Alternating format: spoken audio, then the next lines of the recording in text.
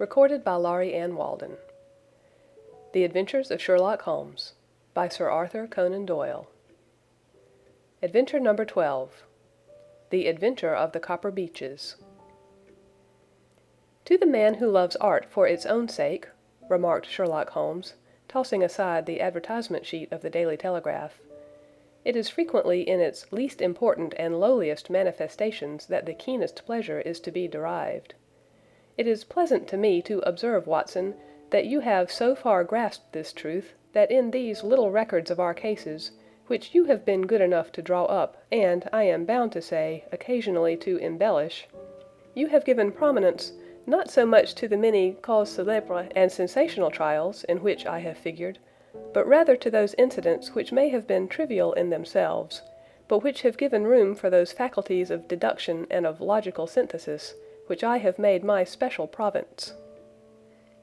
"And yet," said I, smiling, "I cannot quite hold myself absolved from the charge of sensationalism which has been urged against my records." "You have erred, perhaps," he observed, taking up a glowing cinder with the tongs, and lighting with it the long cherry-wood pipe which was wont to replace his clay when he was in a disputatious rather than a meditative mood.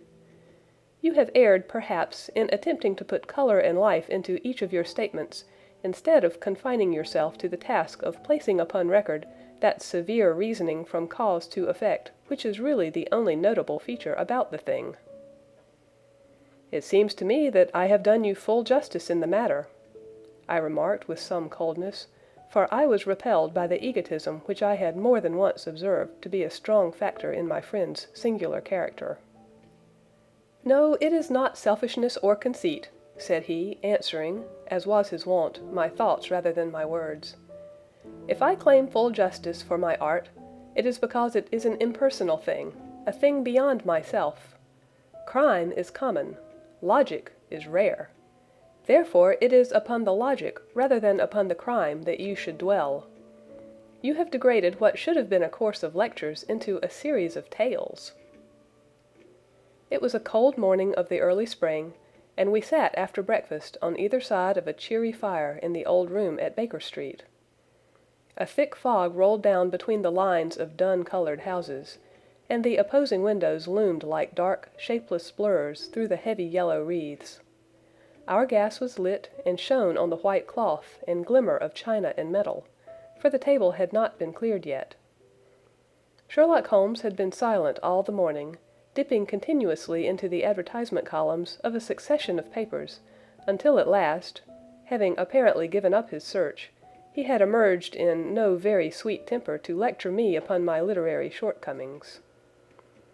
"At the same time," he remarked after a pause, during which he had sat puffing at his long pipe and gazing down into the fire, "you can hardly be open to a charge of sensationalism, for out of those cases which you have been so kind as to interest yourself in, a fair proportion do not treat of crime in its legal sense at all.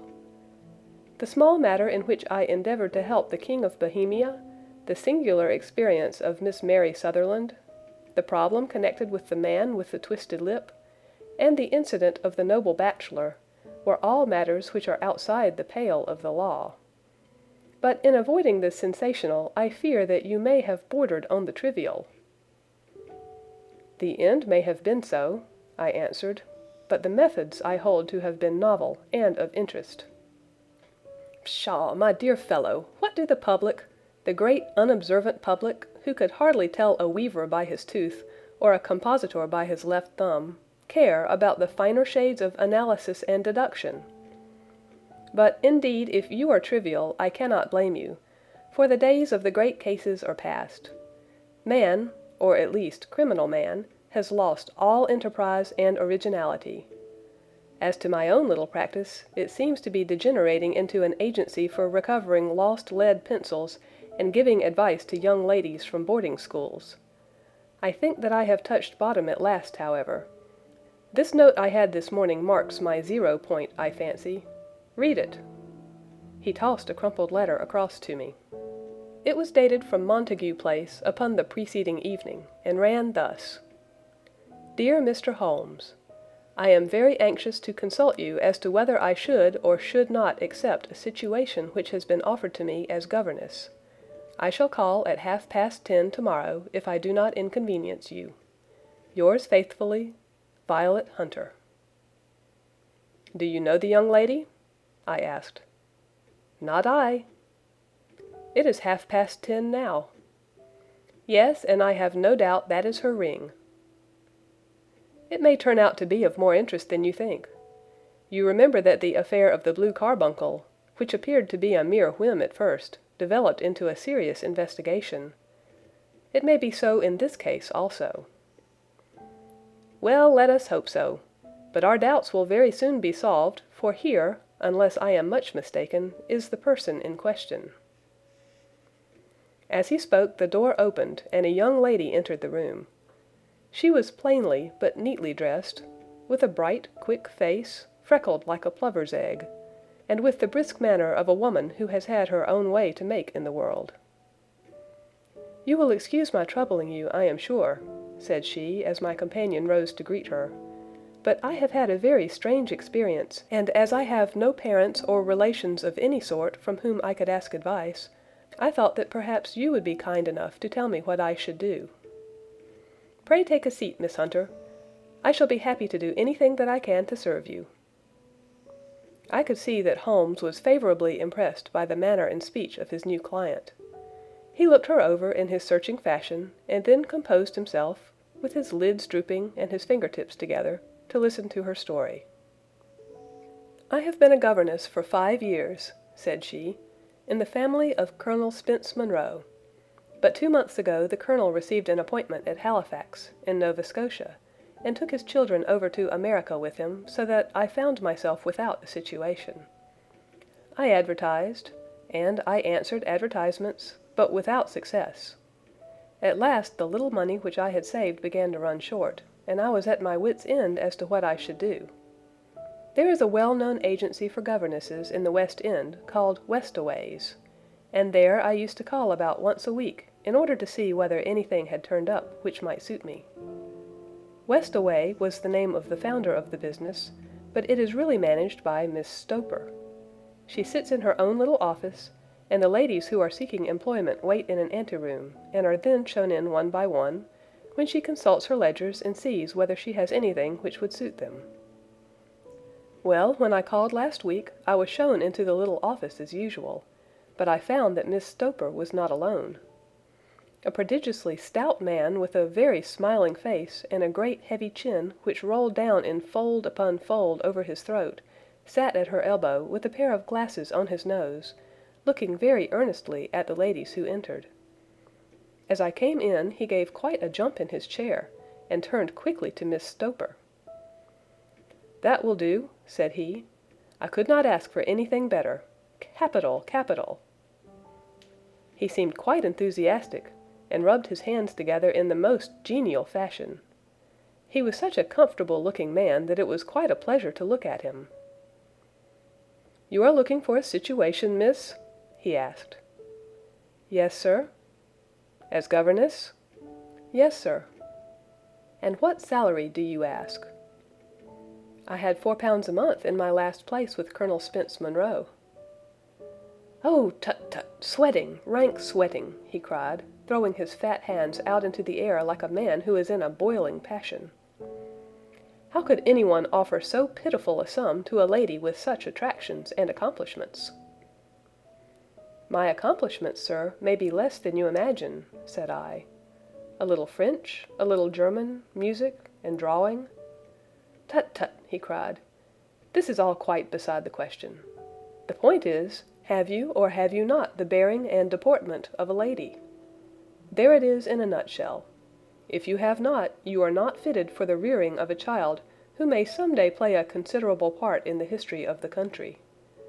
But if you have, why, then, how could any gentleman ask you to condescend to accept anything under the 3 figures? Your salary with me, madam, would commence at £100 a year." You may imagine, Mr. Holmes, that to me, destitute as I was, such an offer seemed almost too good to be true. The gentleman, however, seeing perhaps the look of incredulity upon my face, opened a pocketbook, and took out a note. "It is also my custom," said he, smiling in the most pleasant fashion until his eyes were just two little shining slits amid the white creases of his face, "to advance to my young ladies half their salary beforehand, so that they may meet any little expenses of their journey and their wardrobe." It seemed to me that I had never met so fascinating and so thoughtful a man. As I was already in debt to my tradesmen, the advance was a great convenience, and yet there was something unnatural about the whole transaction which made me wish to know a little more before I quite committed myself. "May I ask where you live, sir?" said I. "Hampshire. Charming rural place. The Copper Beeches, 5 miles on the far side of Winchester. It is the most lovely country, my dear young lady, and the dearest old country house." "And my duties, sir? I should be glad to know what they would be." "One child, one dear little romper just 6 years old. Oh, if you could see him killing cockroaches with a slipper, smack, smack, smack, 3 gone before you could wink." He leaned back in his chair and laughed his eyes into his head again. I was a little startled at the nature of the child's amusement, but the father's laughter made me think that perhaps he was joking. "My sole duties, then," I asked, "are to take charge of a single child?" "No, no, not the sole, not the sole, my dear young lady," he cried. "Your duty would be, as I am sure your good sense would suggest, to obey any little commands my wife might give, provided always that they were such commands as a lady might with propriety obey. You see no difficulty, eh?" "I should be happy to make myself useful." "Quite so. And dress now, for example. We are fatty people, you know. Fatty but kind-hearted. If you were asked to wear any dress which we might give you, you would not object to our little whim, eh?" "No," said I, considerably astonished at his words. "Or to sit here, or sit there, that would not be offensive to you?" "Oh, no." "Or to cut your hair quite short before you come to us?" I could hardly believe my ears. As you may observe, Mr. Holmes, my hair is somewhat luxuriant, of a rather peculiar tint of chestnut. It has been considered artistic. I could not dream of sacrificing it in this offhand fashion. "I am afraid that that is quite impossible," said I. He had been watching me eagerly out of his small eyes, and I could see a shadow pass over his face as I spoke. "I am afraid that it is quite essential," said he. "It is a little fancy of my wife's, and ladies' fancies, you know, madam, ladies' fancies must be consulted. And so you won't cut your hair?" "No, sir, I really could not," I answered firmly. "Ah, very well. Then that quite settles the matter. It is a pity, because in other respects you would really have done very nicely. In that case, Miss Stoper, I had best inspect a few more of your young ladies." The manageress had sat all this while busy with her papers, without a word to either of us, but she glanced at me now with so much annoyance upon her face that I could not help suspecting that she had lost a handsome commission through my refusal. "Do you desire your name to be kept upon the books?" she asked. "If you please, Miss Stoper." "Well, really it seems rather useless, since you refuse the most excellent offers in this fashion," said she sharply. "You can hardly expect us to exert ourselves to find another such opening for you. Good day to you, Miss Hunter." She struck a gong upon the table, and I was shown out by the page. Well, Mr. Holmes, when I got back to my lodgings and found little enough in the cupboard and 2 or 3 bills upon the table, I began to ask myself whether I had not done a very foolish thing. After all, if these people had strange fads and expected obedience on the most extraordinary matters, they were at least ready to pay for their eccentricity. Very few governesses in England are getting £100 a year. Besides, what use was my hair to me? Many people are improved by wearing it short, and perhaps I should be among the number. Next day I was inclined to think that I had made a mistake, and by the day after I was sure of it. I had almost overcome my pride so far as to go back to the agency and inquire whether the place was still open, when I received this letter from the gentleman himself. I have it here, and I will read it to you. The Copper Beeches, near Winchester. Dear Miss Hunter, Miss Stoper has very kindly given me your address, and I write from here to ask you whether you have reconsidered your decision. My wife is very anxious that you should come, for she has been much attracted by my description of you. We are willing to give £30 a quarter, or £120 a year, so as to recompense you for any little inconvenience which our fads may cause you. They are not very exacting, after all. My wife is fond of a particular shade of electric blue, and would like you to wear such a dress indoors in the morning. You need not, however, go to the expense of purchasing one, as we have one belonging to my dear daughter Alice, now in Philadelphia, which would, I should think, fit you very well. Then, as to sitting here or there, or amusing yourself in any manner indicated, that need cause you no inconvenience. As regards your hair, it is no doubt a pity, especially as I could not help remarking its beauty during our short interview. But I am afraid that I must remain firm upon this point, and I only hope that the increased salary may recompense you for the loss. Your duties, as far as the child is concerned, are very light. Now do try to come, and I shall meet you with the dog-cart at Winchester. Let me know your train. Yours faithfully, Jethro Rucastle. That is the letter which I have just received, Mr. Holmes, and my mind is made up that I will accept it. I thought, however, that before taking the final step, I should like to submit the whole matter to your consideration. Well, Miss Hunter, if your mind is made up, that settles the question, said Holmes, smiling. But you would not advise me to refuse. I confess that it is not the situation which I should like to see a sister of mine apply for. What is the meaning of it all, Mr. Holmes? Ah, I have no data. I cannot tell. Perhaps you have yourself formed some opinion? Well, there seems to me to be only one possible solution. Mr. Rucastle seemed to be a very kind, good-natured man. Is it not possible that his wife is a lunatic, and that he desires to keep the matter quiet for fear she should be taken to an asylum, and that he humors her fancies in every way in order to prevent an outbreak? That is a possible solution. In fact, as matters stand, it is the most probable one. But in any case, it does not seem to be a nice household for a young lady. But the money, Mr. Holmes, the money! Well, yes, of course, the pay is good, too good. That is what makes me uneasy. Why should they give you £120 a year when they could have their pick for £40? There must be some strong reason behind. I thought that if I told you the circumstances you would understand afterwards if I wanted your help. I should feel so much stronger if I felt that you were at the back of me. Oh, you may carry that feeling away with you. I assure you that your little problem promises to be the most interesting which has come my way for some months. There is something distinctly novel about some of the features. If you should find yourself in doubt or in danger— Danger? What danger do you foresee? Holmes shook his head gravely. It would cease to be a danger if we could define it, said he. But at any time, day or night, a telegram would bring me down to your help.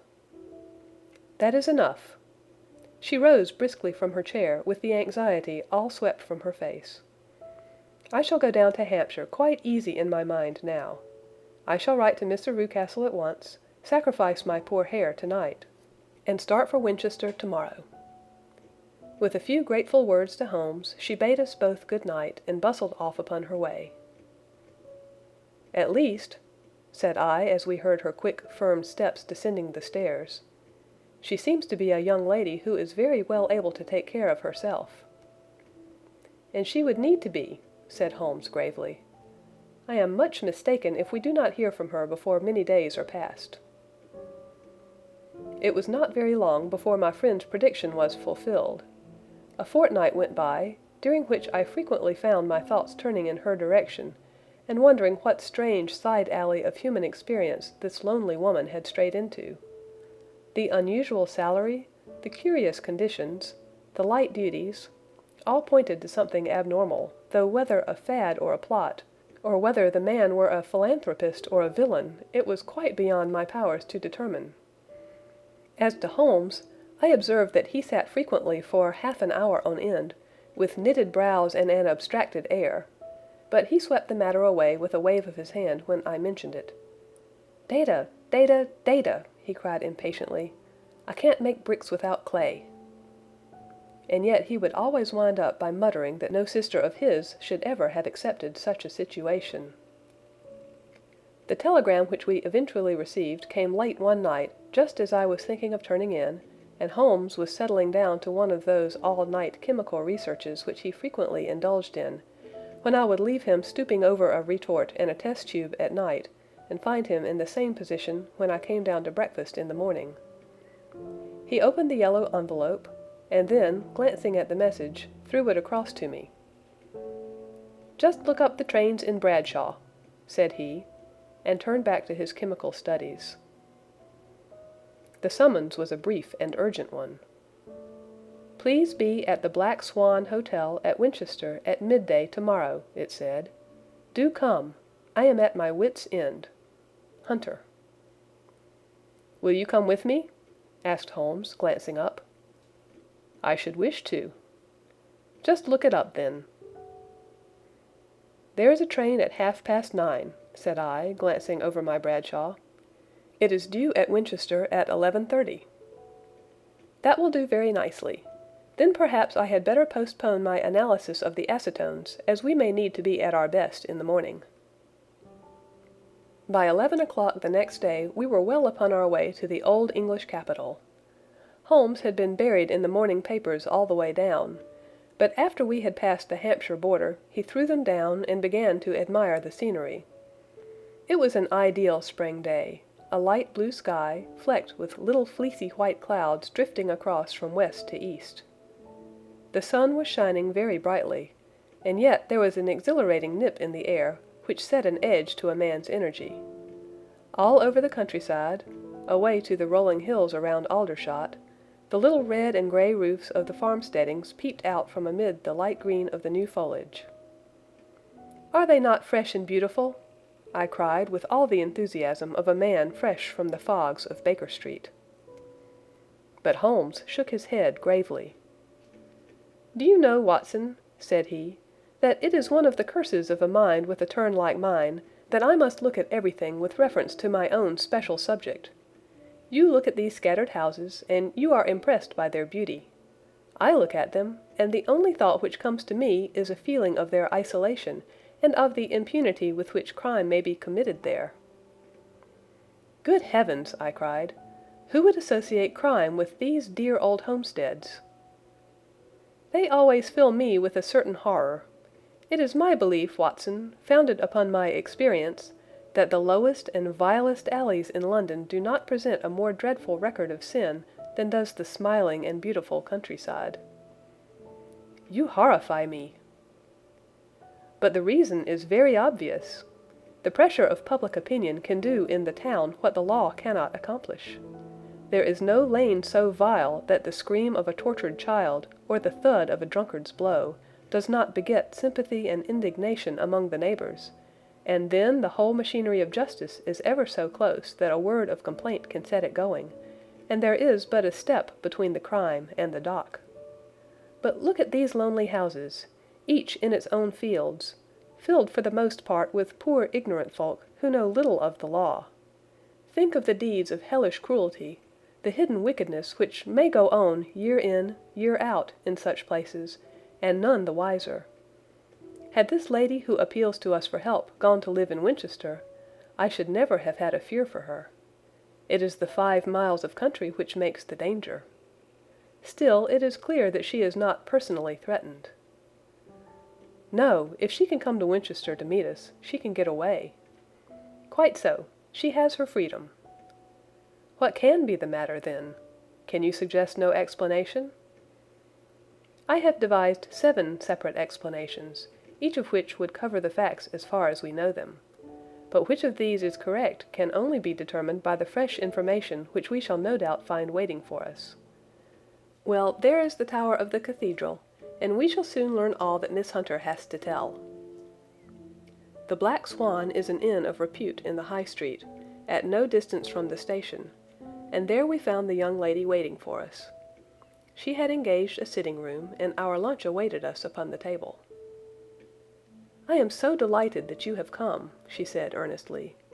"It is so very kind of you both, but indeed I do not know what I should do. Your advice will be altogether invaluable to me. Pray tell us what has happened to you." "I will do so, and I must be quick, for I have promised Mr. Rucastle to be back before 3. I got his leave to come into town this morning, though he little knew for what purpose." "Let us have everything in its due order." Holmes thrust his long, thin legs out towards the fire, and composed himself to listen. "In the first place, I may say that I have met, on the whole, with no actual ill treatment from Mr. and Mrs. Rucastle. It is only fair to them to say that. But I cannot understand them, and I am not easy in my mind about them." "What can you not understand?" "Their reasons for their conduct. But you shall have it all just as it occurred. When I came down, Mr. Rucastle met me here and drove me in his dog-cart to the Copper Beeches. It is, as he said, beautifully situated, but it is not beautiful in itself, for it is a large square block of a house, whitewashed, but all stained and streaked with damp and bad weather. There are grounds round it, woods on 3 sides, and on the 4th a field which slopes down to the Southampton high road, which curves past about 100 yards from the front door. This ground in front belongs to the house, but the woods all round are part of Lord Southerton's preserves. A clump of copper beeches immediately in front of the hall door has given its name to the place. I was driven over by my employer, who was as amiable as ever, and was introduced by him that evening to his wife and the child. There was no truth, Mr. Holmes, in the conjecture which seemed to us to be probable in your rooms at Baker Street. Mrs. Rucastle is not mad. I found her to be a silent, pale-faced woman, much younger than her husband, and not more than 30, I should think, while he can hardly be less than 45. From their conversation I have gathered that they have been married about 7 years, that he was a widower, and that his only child by the first wife was the daughter who has gone to Philadelphia. Mr. Rucastle told me in private that the reason why she had left them was that she had an unreasoning aversion to her stepmother. As the daughter could not have been less than 20, I can quite imagine that her position must have been uncomfortable with her father's young wife. Mrs. Rucastle seemed to me to be colorless in mind as well as in feature. She impressed me neither favorably nor the reverse. She was a nonentity. It was easy to see that she was passionately devoted both to her husband and to her little son. Her light gray eyes wandered continually from one to the other, noting every little want and forestalling it if possible. He was kind to her also in his bluff, boisterous fashion, and on the whole they seemed to be a happy couple. And yet she had some secret sorrow, this woman. She would often be lost in deep thought, with the saddest look upon her face. More than once I have surprised her in tears. I have thought sometimes that it was the disposition of her child which weighed upon her mind, for I have never met so utterly spoiled and so ill-natured a little creature. He is small for his age, with a head which is quite disproportionately large. His whole life appears to be spent in an alternation between savage fits of passion and gloomy intervals of sulking. Giving pain to any creature weaker than himself seems to be his one idea of amusement, and he shows quite remarkable talent in planning the capture of mice, little birds, and insects. But I would rather not talk about the creature, Mr. Holmes, and indeed he has little to do with my story. "I am glad of all details," remarked my friend, "whether they seem to you to be relevant or not." "I shall try not to miss anything of importance. The one unpleasant thing about the house, which struck me at once, was the appearance and conduct of the servants. There are only 2, a man and his wife. Toller, for that is his name, is a rough, uncouth man, with grizzled hair and whiskers and a perpetual smell of drink. Twice since I have been with him he has been quite drunk, and yet Mr. Rucastle seemed to take no notice of it. His wife is a very tall and strong woman with a sour face, as silent as Mrs. Rucastle and much less amiable. They are a most unpleasant couple, but fortunately I spend most of my time in the nursery and my own room, which are next to each other in one corner of the building. For 2 days after my arrival at the Copper Beeches, my life was very quiet. On the third, Mrs. Rucastle came down just after breakfast, and whispered something to her husband. "Oh, yes," said he, turning to me. "We are very much obliged to you, Miss Hunter, for falling in with our whims so far as to cut your hair. I assure you that it has not detracted in the tiniest iota from your appearance. We shall now see how the electric blue dress will become you.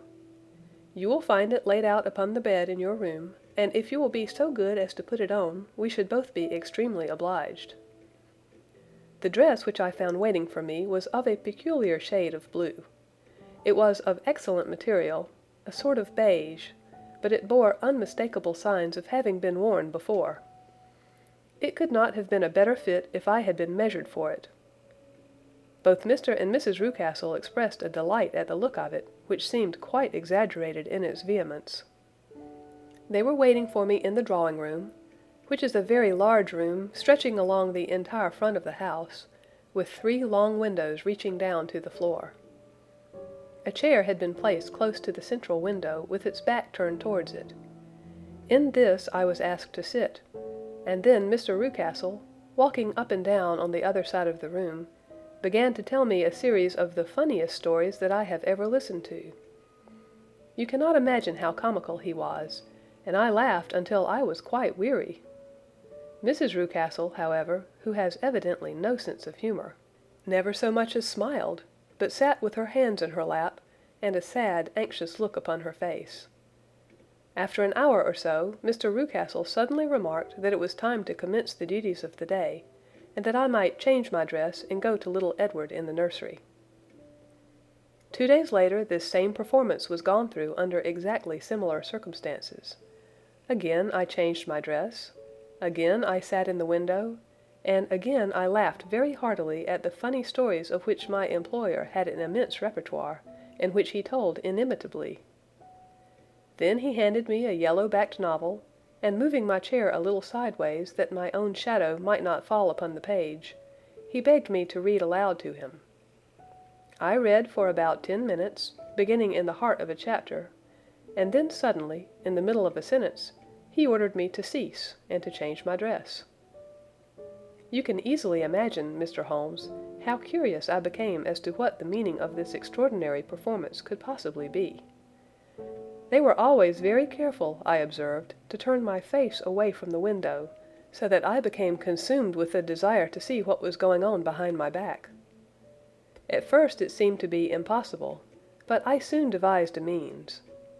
My hand mirror had been broken, so a happy thought seized me, and I concealed a piece of the glass in my handkerchief.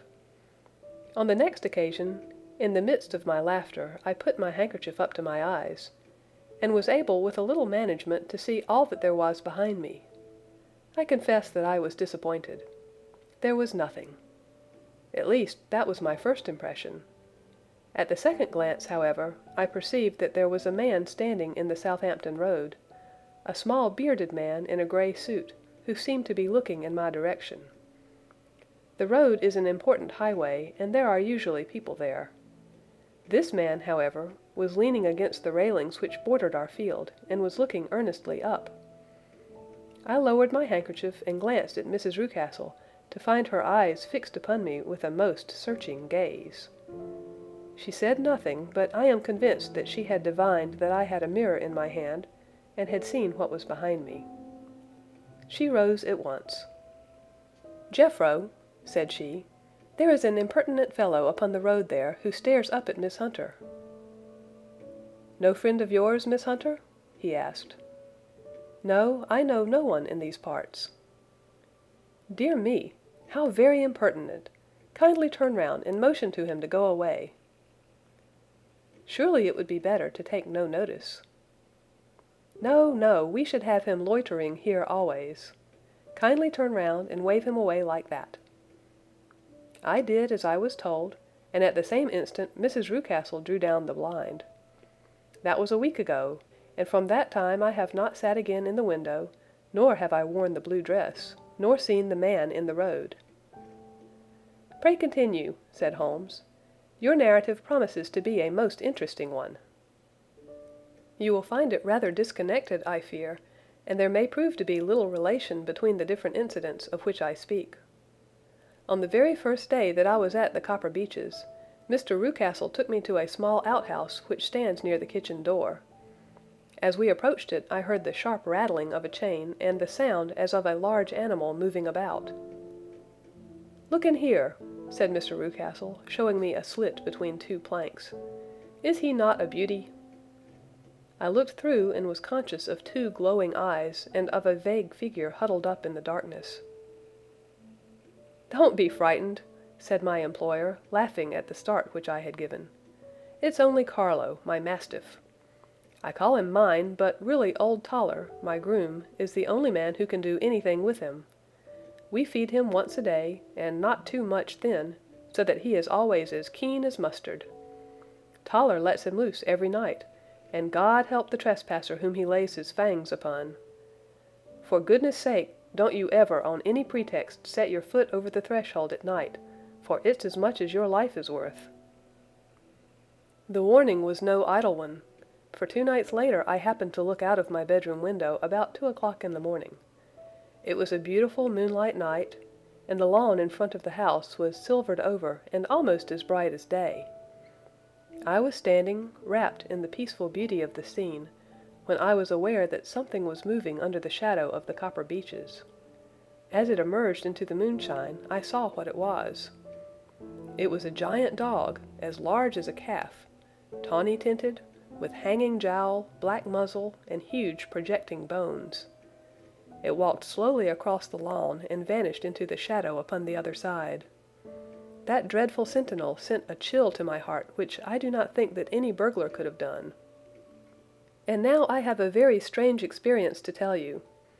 I had, as you know, cut off my hair in London, and I had placed it in a great coil at the bottom of my trunk. One evening, after the child was in bed, I began to amuse myself by examining the furniture of my room, and by rearranging my own little things. There was an old chest of drawers in the room, the 2 upper ones empty and open, the lower one locked. I had filled the first 2 with my linen, and as I had still much to pack away, I was naturally annoyed at not having the use of the 3rd drawer. It struck me that it might have been fastened by a mere oversight, so I took out my bunch of keys and tried to open it. The very first key fitted to perfection, and I drew the drawer open. There was only one thing in it, but I am sure that you would never guess what it was. It was my coil of hair. I took it up and examined it. It was of the same peculiar tint and the same thickness. But then the impossibility of the thing obtruded itself upon me. How could my hair have been locked in the drawer? With trembling hands I undid my trunk, turned out the contents, and drew from the bottom my own hair. I laid the 2 tresses together, and I assure you that they were identical. Was it not extraordinary? Puzzle as I would, I could make nothing at all of what it meant. I returned the strange hair to the drawer, and I said nothing of the matter to the Rucastles, as I felt that I had put myself in the wrong by opening a drawer which they had locked. I am naturally observant, as you may have remarked, Mr. Holmes, and I soon had a pretty good plan of the whole house in my head. There was one wing, however, which appeared not to be inhabited at all.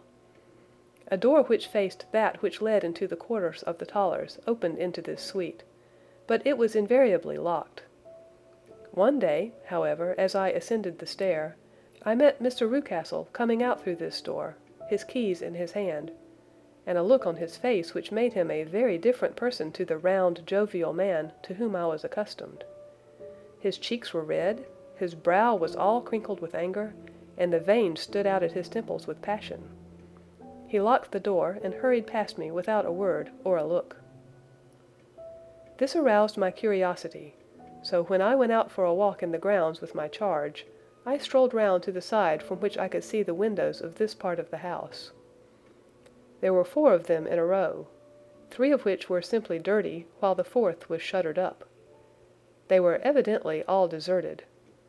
As I strolled up and down, glancing at them occasionally, Mr. Rucastle came out to me, looking as merry and jovial as ever. "Ah," said he, "you must not think me rude if I passed you without a word, my dear young lady. I was preoccupied with business matters." I assured him that I was not offended. "By the way," said I, "you seem to have quite a suite of spare rooms up there, and one of them has the shutters up." He looked surprised and, as it seemed to me, a little startled at my remark. "Photography is one of my hobbies," said he. "I have made my dark room up there. But, dear me, what an observant young lady we have come upon. Who would have believed it? Who would have ever believed it?" He spoke in a jesting tone, but there was no jest in his eyes as he looked at me. I read suspicion there, and annoyance, but no jest. "Well, Mr. Holmes, from the moment that I understood that there was something about that suite of rooms which I was not to know, I was all on fire to go over them. It was not mere curiosity, though I have my share of that. It was more a feeling of duty, a feeling that some good might come from my penetrating to this place. They talk of woman's instinct. Perhaps it was woman's instinct which gave me that feeling. At any rate, it was there, and I was keenly on the lookout for any chance to pass the forbidden door. It was only yesterday that the chance came.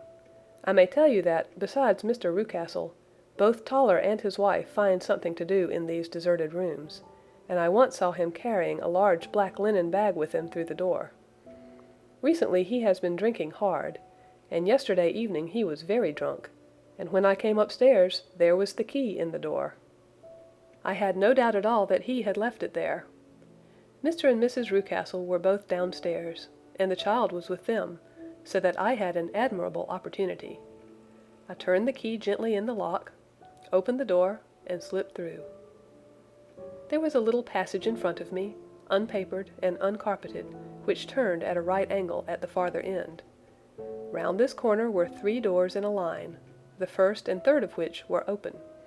They each led into an empty room, dusty and cheerless, with 2 windows in the one and 1 in the other, so thick with dirt that the evening light glimmered dimly through them. The center door was closed, and across the outside of it had been fastened one of the broad bars of an iron bed, padlocked at one end to a ring in the wall and fastened at the other with stout cord. The door itself was locked as well, and the key was not there. This barricaded door corresponded clearly with the shuttered window outside, and yet I could see by the glimmer from beneath it that the room was not in darkness. Evidently there was a skylight which let in light from above. As I stood in the passage gazing at the sinister door and wondering what secret it might veil, I suddenly heard the sound of steps within the room and saw a shadow pass backward and forward against the little slit of dim light which shone out from under the door. A mad, unreasoning terror rose up in me at the sight, Mr. Holmes.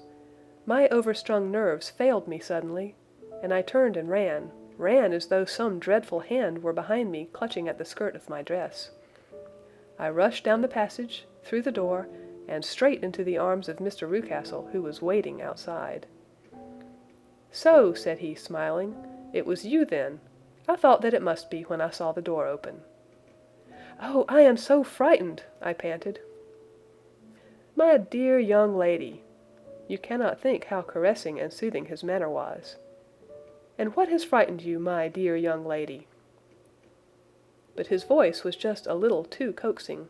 He overdid it. I was keenly on my guard against him.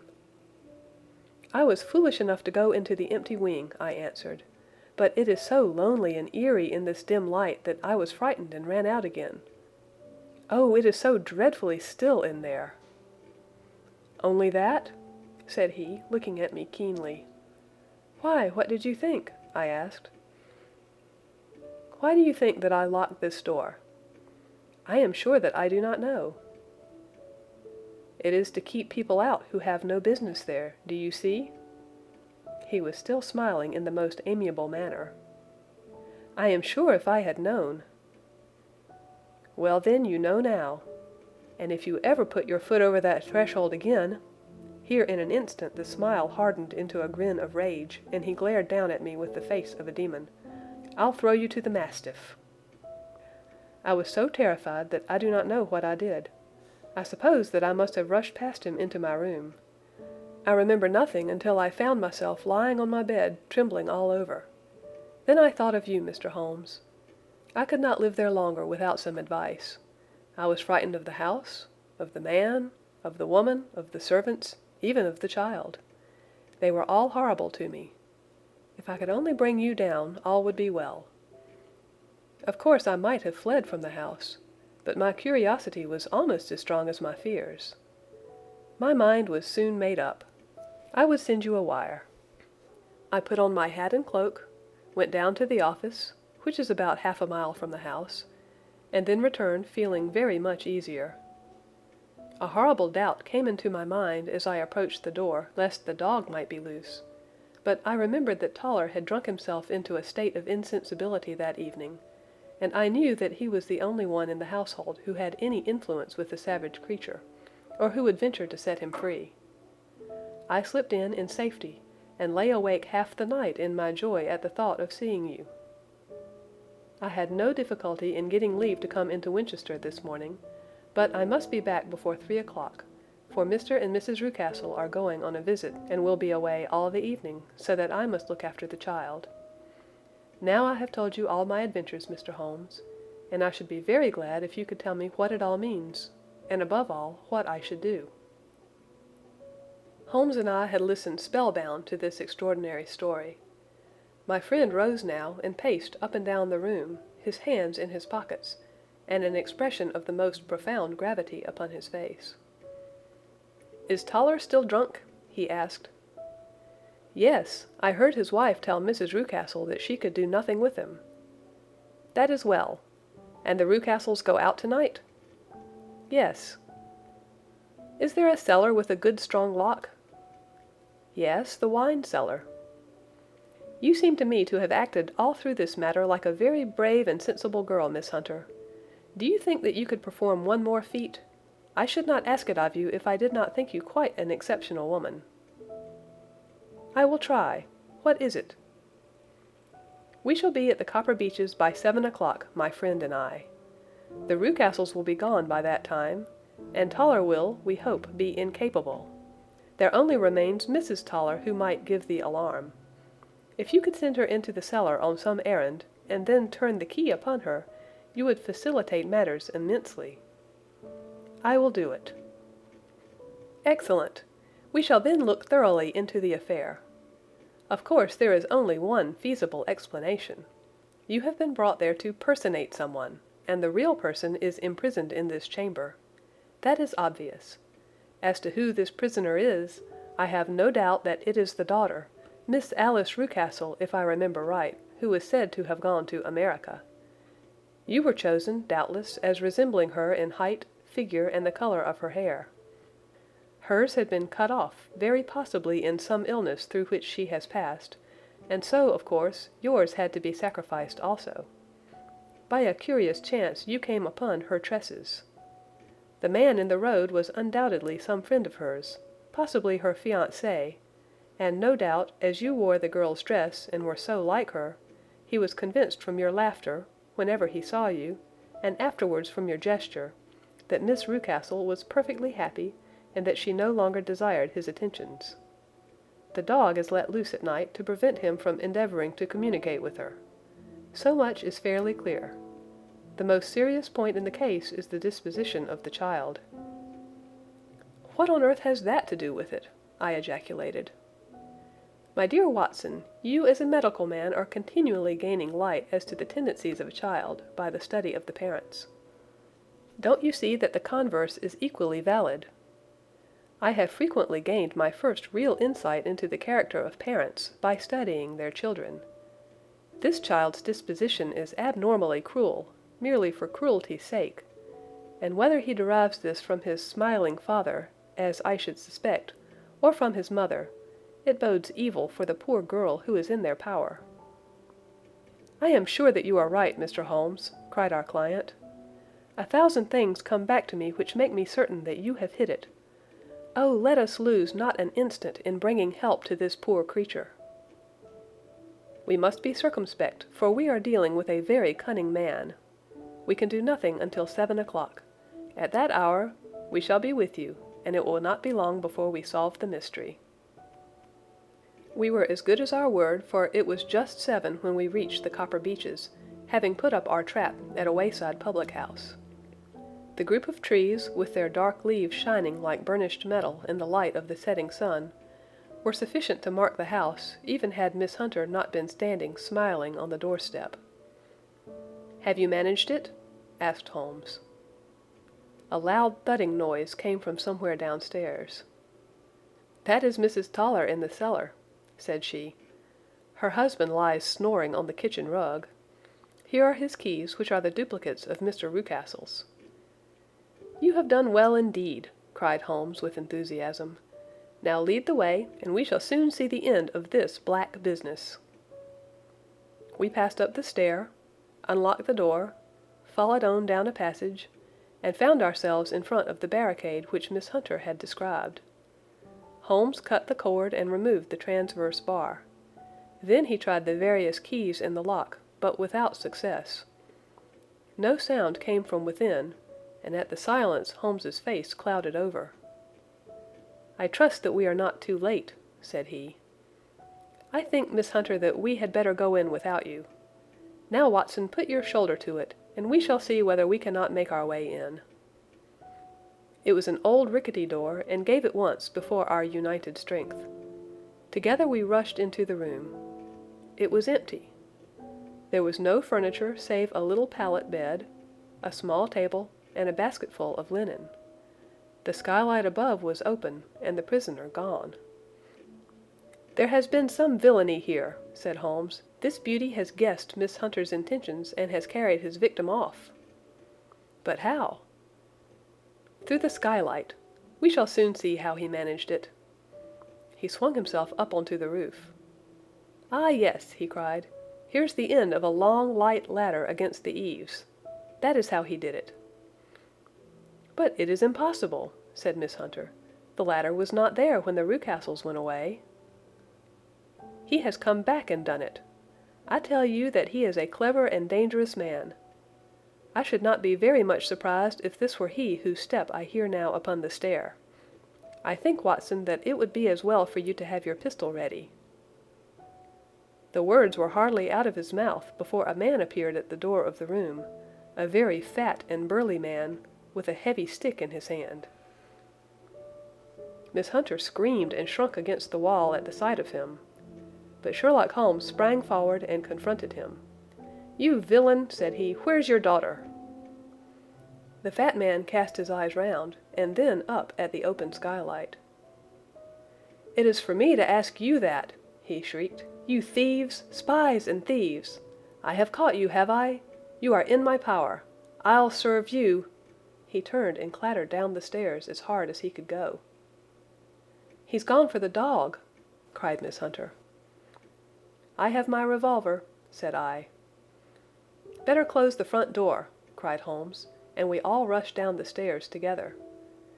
We had hardly reached the hall when we heard the baying of a hound, and then a scream of agony, with a horrible worrying sound which it was dreadful to listen to. An elderly man with a red face and shaking limbs came staggering out at a side door. "My God!" he cried. "Someone has loosed the dog. It's not been fed for 2 days. Quick, quick, or it'll be too late." Holmes and I rushed out and round the angle of the house, with Toller hurrying behind us. There was the huge famished brute, its black muzzle buried in Rucastle's throat, while he writhed and screamed upon the ground. Running up, I blew its brains out, and it fell over with its keen white teeth still meeting in the great creases of his neck. With much labor we separated them, and carried him, living but horribly mangled, into the house. We laid him upon the drawing-room sofa, and having dispatched the sobered Toller to bear the news to his wife, I did what I could to relieve his pain. We were all assembled round him when the door opened, and a tall, gaunt woman entered the room. "Mrs. Toller!" cried Miss Hunter. "Yes, miss. Mr. Rucastle let me out when he came back before he went up to you. Ah, miss, it is a pity you didn't let me know what you were planning, for I would have told you that your pains were wasted." "Ha!" said Holmes, looking keenly at her. "It is clear that Mrs. Toller knows more about this matter than anyone else." "Yes, sir, I do, and I am ready enough to tell what I know." "Then pray sit down, and let us hear it, for there are several points on which I must confess that I am still in the dark." "I will soon make it clear to you," said she, "and I'd have done so before now, if I could have got out from the cellar. If there's police court business over this, you'll remember that I was the one that stood your friend, and that I was Miss Alice's friend too. She was never happy at home, Miss Alice wasn't, from the time that her father married again. She was slighted like, and had no say in anything, but it never really became bad for her until after she met Mr. Fowler at a friend's house. As well as I could learn, Miss Alice had rights of her own by will, but she was so quiet and patient, she was, that she never said a word about them, but just left everything in Mr. Rucastle's hands. He knew he was safe with her, but when there was a chance of a husband coming forward, who would ask for all that the law would give him, then her father thought it time to put a stop on it. He wanted her to sign a paper so that whether she married or not, he could use her money. When she wouldn't do it, he kept on worrying her until she got brain fever, and for 6 weeks was at death's door. Then she got better at last, all worn to a shadow, and with her beautiful hair cut off. But that didn't make no change in her young man, and he stuck to her as true as man could be." "Ah," said Holmes, "I think that what you have been good enough to tell us makes the matter fairly clear, and that I can deduce all that remains. Mr. Rucastle, then, I presume, took to this system of imprisonment?" "Yes, sir." "And brought Miss Hunter down from London in order to get rid of the disagreeable persistence of Mr. Fowler?" "That was it, sir." "But Mr. Fowler, being a persevering man, as a good seaman should be, blockaded the house, and having met you succeeded by certain arguments, metallic or otherwise, in convincing you that your interests were the same as his." "Mr. Fowler was a very kind-spoken, free-handed gentleman," said Mrs. Toller serenely. "And in this way he managed that your good man should have no want of drink, and that a ladder should be ready at the moment when your master had gone out. You have it, sir, just as it happened." "I am sure we owe you an apology, Mrs. Toller," said Holmes, "for you have certainly cleared up everything which puzzled us. And here comes the country surgeon and Mrs. Rucastle, so I think, Watson, that we had best escort Miss Hunter back to Winchester, as it seems to me that our locus standi now is rather a questionable one." And thus was solved the mystery of the sinister house with the copper beeches in front of the door. Mr. Rucastle survived, but was always a broken man, kept alive solely through the care of his devoted wife. They still live with their old servants, who probably know so much of Rucastle's past life that he finds it difficult to part from them. Mr. Fowler and Miss Rucastle were married, by special license, in Southampton the day after their flight, and he is now the holder of a government appointment in the island of Mauritius. As to Miss Violet Hunter, my friend Holmes, rather to my disappointment, manifested no further interest in her when once she had ceased to be the center of one of his problems, and she is now the head of a private school at Walsall, where I believe that she has met with considerable success. End of The Adventure of the Copper Beeches. This concludes The Adventures of Sherlock Holmes by Sir Arthur Conan Doyle.